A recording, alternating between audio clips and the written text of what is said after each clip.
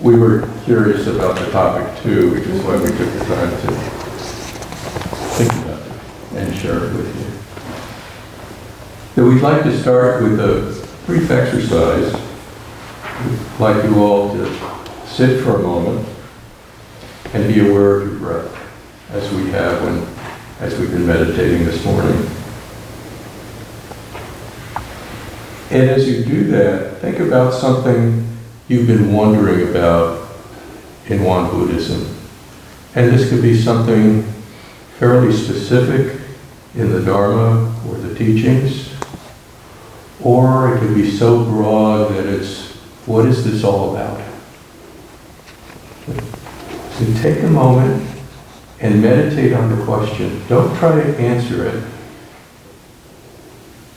Just meditate on the question for a few moments. Just breathe in and out. It's on.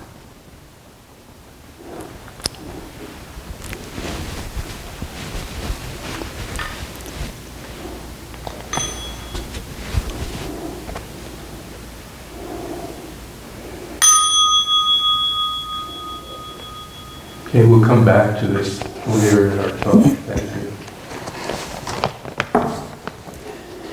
We picked the topic of curiosity because the teachings of Won Buddhism encourage questioning, inquiry, and learning.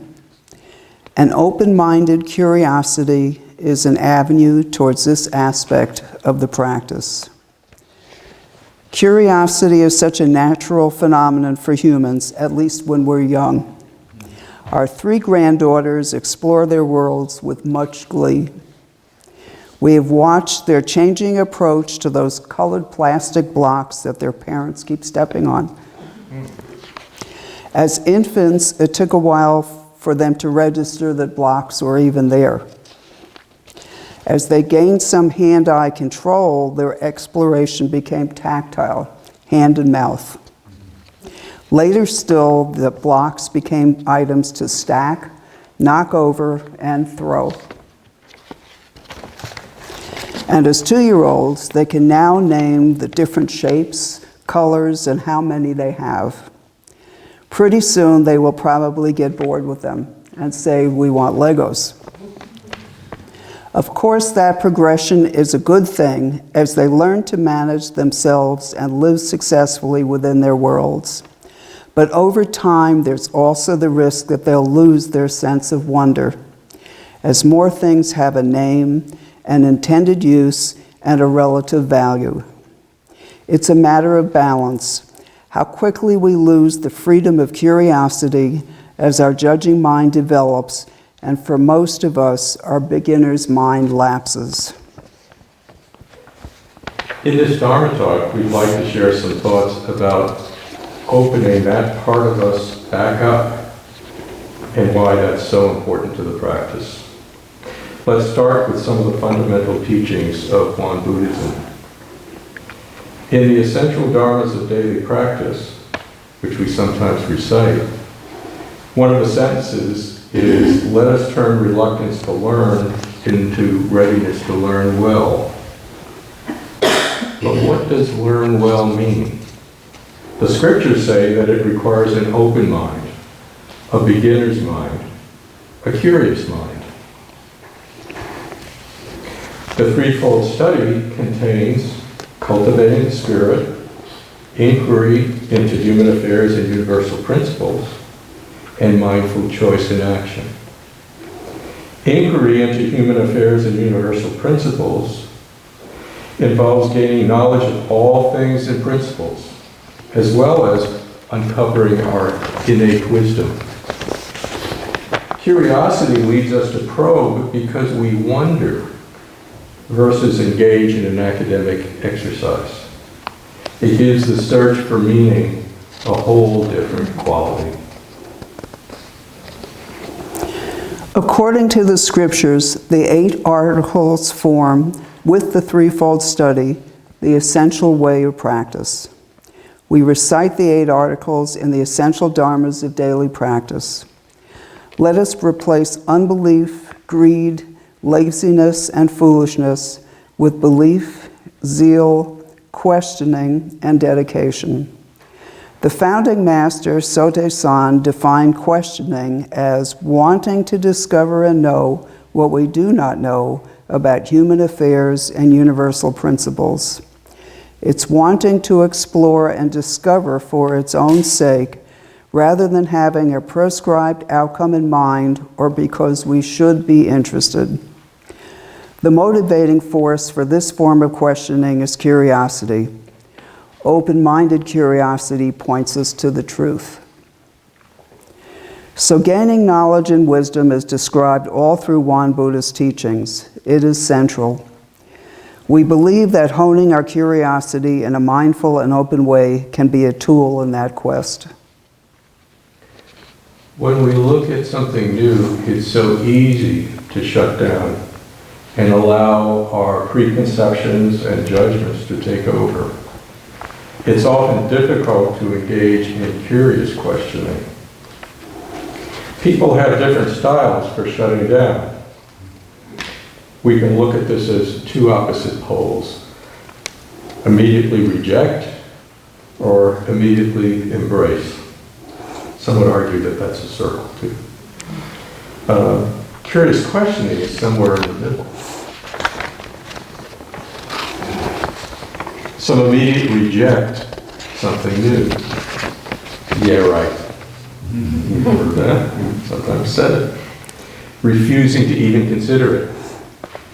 I already know everything about that. Or oversimplifying complexity. Some give something new a starry-eyed embrace. We call that blind faith. Following false teachers or do-gooders who carry an agenda. How often are we somewhere in the middle, curious to look at something new without preconceptions or immediate judgment? Here are some of our personal examples of rejecting blind faith and in the middle, curious questioning. An example of rejecting. I am showing my age, but I can remember when the first home computers came out. It's a Commodore 64. I immediately decided I wasn't interested because I'm so bad at math. My son helped me realize I had a totally false preconception about what computers could do and how they worked. My judging mind had immediately jumped to a false conclusion. Here's another example of rejecting. A few years ago, I read and transcribed by hand the Red Book, the Scriptures, to deepen my practice. Many parts resonated with me, but I had a lot of difficulty with what I interpreted as its overall paternalistic and authoritarian tone, especially in the Confucian parts. Do this, don't do that. I found myself either gritting my teeth or drifting off with those parts. Blind faith examples. To be truthful, both of us are too cynical to succumb a whole lot to blind faith. As we said, people have different styles and we're more the rejecting types. However, as a gardener, I did have to learn not to believe everything I read in garden catalogs.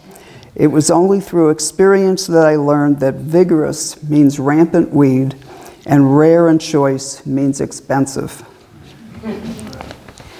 Here's a rather extreme example of blind faith in history. Sabbatai Zev, who lived in the 1600s, claimed he was the Jewish Messiah and attracted over 40,000 followers. They followed him from Eastern Europe all the way to Constantinople. The people of Constantinople were rather alarmed to have this huge group of people arrive, so the Grand Vizier jailed Sabbatai and told him he either had to convert to Islam or he would be killed. Without hesitation, Sabbatai quickly converted, leaving his 40,000 followers very confused. And in the middle, curious questioning. Back to what I interpreted as the paternalistic and authoritarian tone of parts of the Red Book. More recently, I asked myself, What is it about me that I have such an emotional response to how parts of the notebook are presented? Stepping back, I realized that here was another example of my childhood rebellion to authority that I was still carrying around with me at the age of 73. From there, I was able to settle down and think about the value contained in those passages, even though I would have written them differently. Also curious questioning. I've always tended to read grace of parents broadly, as in teachers and other kinds of mentors in my life. But it was suggested that I take this more literally. This interpretation led me to a very different understanding, the importance of ancestors to my existence. What does it take to have what Reverend Ginger calls an open mind and a caring heart? Curious questioning takes you out of your own ego. How much do our beliefs, wants, and needs shape the answer, or even how we approach a question? That's ego, which is a pathway to attachments. Curious questioning stretches out our period of observation and helps us defer making judgments. It helps us remove our ego from the process. The founding master said, "Our minds should have no selfishness, nor be swayed and taken in by cravings and attachments, but instead should nourish the nature that is clear and round. A mind that sees clearly creates the conditions for an open heart." And applying curiosity to questioning is not just an intellectual exercise. One, Buddhism teachings are full of paradoxes, things that can't be resolved directly in the mind. The great and the small, arising and ceasing, self and no self, death and no death, and so on. It's easy to view these as contradictions. It takes open-minded curiosity to begin to see them as something beyond words and speech. Last Sunday, at a meeting of some of the temple practitioners, we were discussing some of the paradoxes that are embedded in Buddhist thought. Ani, one of our practitioners, looked up and said with an open mind, "I don't understand." Reverend Ginger wisely replied, "That means you do understand." So go back to the question you asked yourself at the start of the talk. Ask it again to yourself. Take a moment and do that.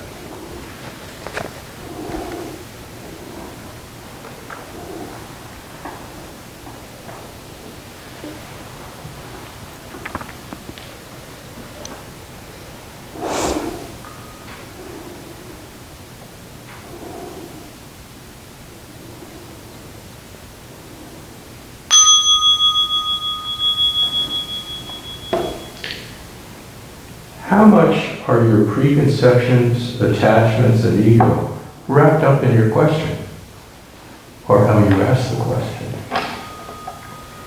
How much is it founded on curious questioning without preconception or judgment? Can cultivating your curiosity be a path to recreating your beginner's mind? Kamsahamnida.